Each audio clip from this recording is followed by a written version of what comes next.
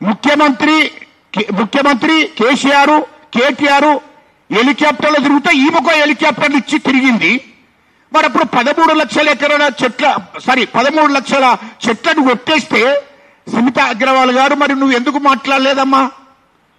నువ్వు ఎందుకు మరి ఈ సోషల్ మీడియాలో పెట్టలేదమ్మా? ఒక్కసారి దానికి జవాబు చెప్పమ్మా. ఎందుకు పెట్టలే నువ్వు? అప్పుడు ఎందుకు చెప్పలేదు అమ్మా? నువ్వు చెప్పమ్మా. నీ మీద కూడా విచారణ జరుగుతుంది, ఎందుకు తొందరపడుతున్నావమ్మా నువ్వు? ఇవాళ నీకు ఒక ఐఏఎస్ ఆఫీసర్కు నువ్వు 10 ఏళ్లలో కేసీఆర్తో నుండి నువ్వు ఎంత దోపిడీ చేసావో అది కూడా బయటకు వస్తుంది సునీత అగ్రవాల్ గారు.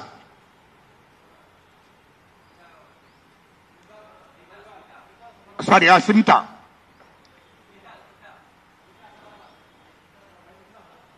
అయితే ఆమె రాష్ట్రంలో కీలకమైన పోస్టులో ఉంది. మరి 13 లక్షల చెట్లను నరకంగా చూసి ఒక్కనాడు కూడా ఆ మాట ఏం మాట్లాడలేదు.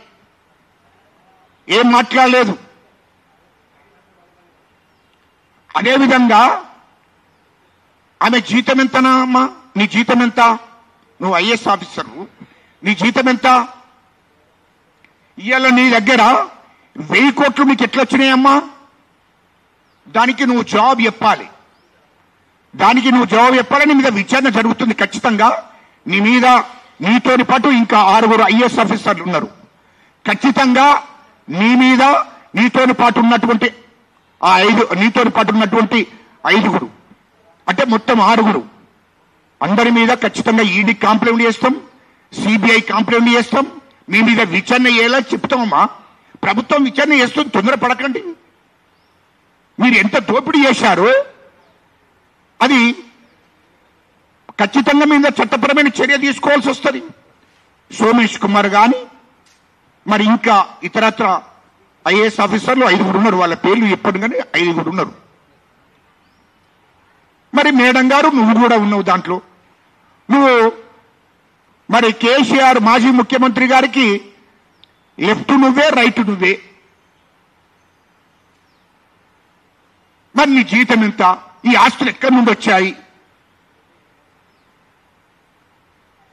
ఇవన్నిటి మీద కూడా విచారణ జరుగుతుంది. తొందర ఎందుకు పడుతున్నావు? తొందర? ఇయ్యలో నీవు ఈ 400 ఎకరాల్లో మొత్తము జంతువులన్నిటినీ, జింకలన్నిటినీ, నిమలన్నీ ఉరుకుతున్నాయని చెప్పి నువ్వు మాట్లాడుతున్నవే, అవన్నీ మాడిఫై చేసి వైజాగ్లో తీసినటువంటి వీడియోలను మాడిఫై చేసి కేటీఆర్ ఇక్కడ తెలంగాణ ప్రజలను తప్పుదో పట్టియాలని, సుప్రీంకోర్టును తప్పుదో పట్టియాలని చెప్పి అక్కడ కేసేపించి ప్రజలను తప్పుదో పట్టియాలని చూస్తే దానికి తోడు ఈమె సునీత సబ్రవాల్, ఆమెకు తోడు ఆమె కూడా సోషల్ మీడియాలో పెట్టింది, ట్విట్టర్లో పెట్టింది. ఇదేందమ్మా నాకు అర్థం కాలే. నువ్వు ప్రభుత్వ అధికారివి, ఐఏఎస్ ఆఫీసరు, ప్రభుత్వంలో ఉండి రిజైన్ చేసి నువ్వు కూడా రాజకీయాలు చెయ్యమ్మా. మేడం నువ్వు కూడా రాజకీయాలు చెయ్యి, బయటికి రా, రిజైన్ చేసి బీఆర్ఎస్ పార్టీలో చేసి కేసీఆర్తో ఉండి నువ్వు కూడా రాజకీయాలు చెయ్యి. ప్రభుత్వంలో ఉండి ఐఏఎస్ ఆఫీసర్గా ప్రభుత్వంలో ఉండి 400 ఎకరాలు ఎట్లా కొట్టారు, అందులో మొత్తం అన్యపరంలన్నీ లేకుండా చేశారు. నువ్వు చూసావా? నువ్వు చూపిస్తావా? నువ్వు ఐఏఎస్ ఆఫీసర్ కదా. నేను 2000 మంది గురించి మాట్లాడంలే.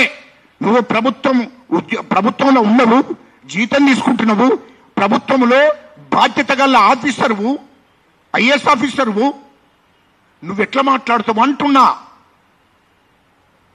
మరి 10 ఏళ్లలో 13 లక్షల చెట్లను కొట్టేసి అడవులో నరికేస్తే వన్యప్రాణులు ఇక్కడి నుంచి ఉరుకుతుంటే, జనకాలు నిమలు అన్ని ఇక్కడి నుంచి వేరే అడవులకు పారిపోతుంటే అప్పుడు నువ్వేం బీకినవా అంటున్నా, నువ్వేం చేసినవా అంటున్నా.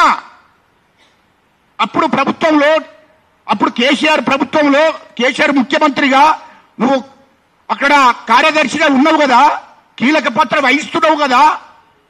మరి ఆనాడు నువ్వేం బీకినవా అని అంటున్నా నేను. మీడియా ముందటి నేను అడుగుతున్నా. అప్పుడు నువ్వు ఆ ప్రభుత్వం నుండి ఇది కరెక్ట్ కాదు అని ఎందుకు ఖండించలే? అప్పుడు సోషల్ మీడియాలో ఎందుకు పెట్టలేదు? అప్పుడు ట్విట్టర్లో ఎందుకు పెట్టలేదు?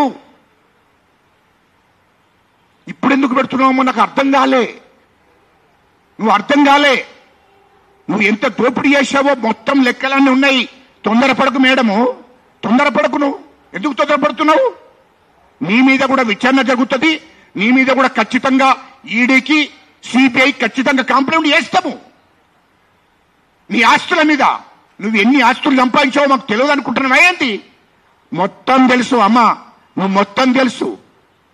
నువ్వు ప్రభుత్వం నుండి ప్రభుత్వాన్ని, మా ముఖ్యమంత్రి రేవంత్ రెడ్డి గారి ప్రభుత్వాన్ని విమర్శిస్తావా? మా ముఖ్యమంత్రి రేవంత్ రెడ్డి గారి ప్రభుత్వాన్ని విమర్శిస్తావా? తప్పు జరగకుండా విమర్శిస్తావా? ఇవన్నీ జరిగినప్పుడు ఏం చేశావు నువ్వు? అంటే ఒక మూటగా ఏర్పడ్డారు 6 ఐఏఎస్ ఆఫీసర్లు. అందరిని అనడం లేదు, పాపం చాలా మంది ఐఏఎస్ ఆఫీసర్లు నీతిగా నిజాయితీగా, ఐఏఎస్ ఐపీఎస్ వాళ్ళు చాలా మంది నీతిగా నిజాయితీగా రాష్ట్రంలో బాధ్యతయుతంగా పనిచేసినటువంటి వాళ్ళు చాలా మంది ఉన్నారు. వాళ్ళందరినీ నేను మాట్లాడంలే. కానీ వీళ్ళు 6 ఉన్నారు. ఈ 6 ఐఏఎస్ ఆఫీసర్లు మరి అక్కడి నుండి బీహార్ నుండి మరి పశ్చిమ బెంగాల్ నుండి ఇక్కడికి వచ్చి వీళ్ళు టిఆర్ఎస్ ప్రభుత్వానికి కేసీఆర్ గారితో చేతులు కలిపి ఆయన లక్షల కోట్లు దోపిడీ చేస్తే వీళ్ళు